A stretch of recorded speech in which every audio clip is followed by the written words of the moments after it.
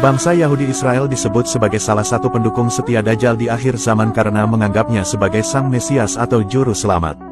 Saat ini, kaum Yahudi Israel sedang gencar melakukan 5 perkara untuk menyambut kedatangan Mesias yang akan memimpin dunia di akhir zaman. Berikut 5 syarat yang dilakukan Yahudi Israel untuk mengundang dan menyambut kedatangan Dajjal. Syarat yang pertama, semua umat Yahudi harus kembali ke bumi yang dijanjikan Tuhan Israel. Kaum Yahudi menganggap bahwa tanah Palestina adalah tanah yang telah dijanjikan Tuhan untuk mereka. Jadi, syarat pertama yang mesti dilakukan Zionis Israel adalah memulangkan semua umat Yahudi yang berserakan di dunia untuk kembali ke negara Israel. Maka sejak tahun 1946, mereka pun beramai-ramai pindah dari seluruh negeri menuju ke tanah Palestina. Saat ini, sudah ada sekitar 7 juta kaum Yahudi yang kembali dan menetap di Israel. Selain di Israel, kaum Yahudi juga masih banyak yang menetap di luar negeri. Setidaknya ada sekitar 6 juta orang yang masih tinggal di Amerika Serikat, lalu 460.000 orang di Prancis, lalu 393.000 orang di Kanada, lalu 292.000 orang di Inggris, lalu 175.000 orang di Argentina, lalu 150 orang di Rusia, dan masih banyak lagi di berbagai negara termasuk Indonesia. Kaum Yahudi juga mengklaim bahwa tanah Yerusalem adalah tanah yang dijanjikan Tuhan untuk mereka. Maka dari itu, mereka tidak segan-segan untuk menguasai dan merampas hak tanah rakyat Palestina di Yerusalem. Saat ini, otoritas kota Yerusalem telah berhasil dikuasai dan tunduk di bawah pemerintahan Israel. Masjidil Aqsa juga kerap dijaga dan diawasi oleh militer Israel guna menghindari bentrok antara umat Islam Palestina dan Zionis. Saat ini, tidak jauh dari kompleks Masjidil Aqsa juga terdapat sebuah tembok besar yang biasa digunakan umat Yahudi untuk ritual meratap dan ibadah mereka.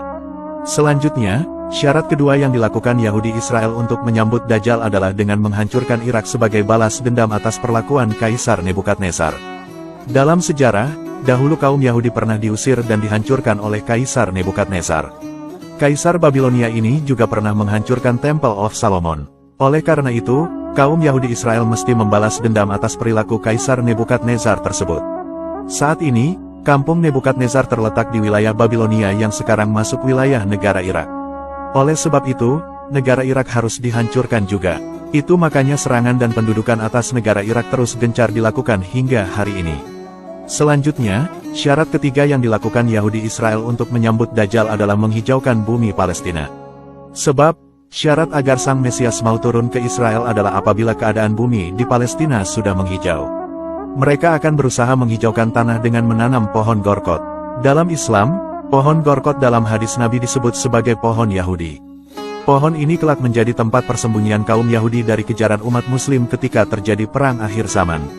Nabi Muhammad pernah bersabda, kiamat tidak akan terjadi sehingga kaum Muslimin memerangi Yahudi, lalu kaum Muslimin akan membunuh mereka sampai-sampai setiap orang Yahudi bersembunyi di balik batu dan pohon.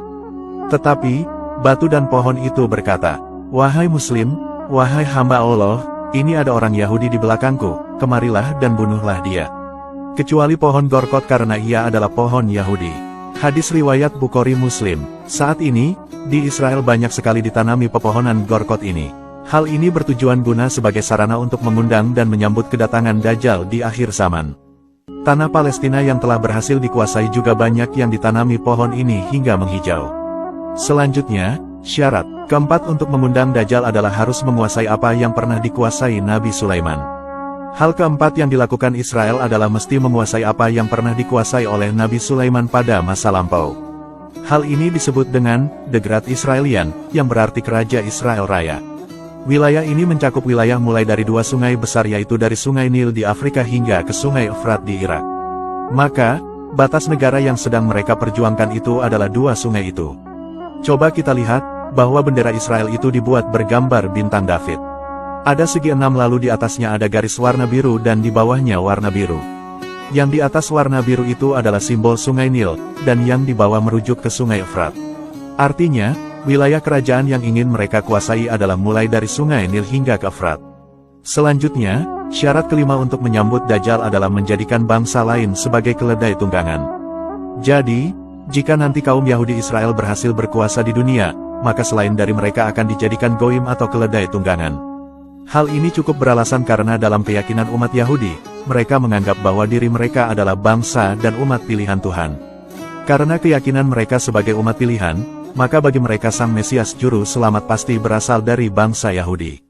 Itulah alasan mengapa Dajjal Sang Mesias selalu mereka tunggu kehadirannya di bumi ini. Nah, itulah 5 hal yang kini sedang dilakukan Yahudi Israel untuk menyambut kedatangan Dajjal. Perang yang dilancarkan Zionis Israel terhadap Palestina dan pencaplokan wilayah Palestina merupakan salah satu upaya mereka untuk merebut Baitul Maqdis Yerusalem yang mereka siapkan untuk singgasana Dajjal. Wallahu a'lamu bishawab.